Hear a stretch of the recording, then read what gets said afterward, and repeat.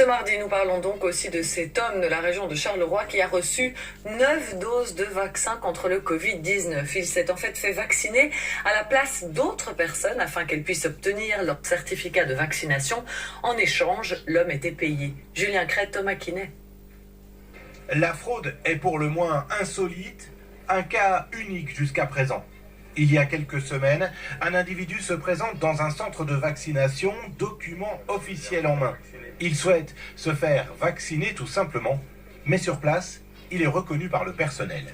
Ils l'ont repéré, ils ont refusé de le vacciner, cette personne s'est inscrite dans un autre centre, mais on avait repéré l'identité et donc il a pu être repéré dans un autre centre, la police a été prévenue et la police a finalement fait son travail et cette personne a été arrêtée.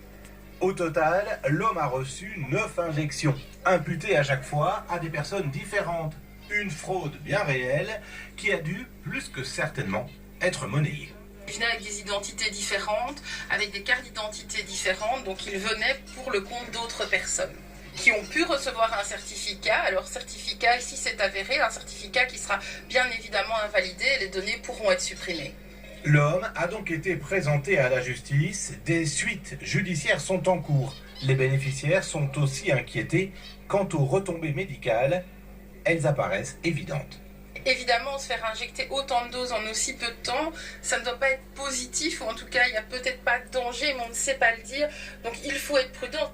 La VIC, depuis plusieurs semaines, porte une attention plus forte encore à ces risques de fraude, grâce notamment au contrôle informatique.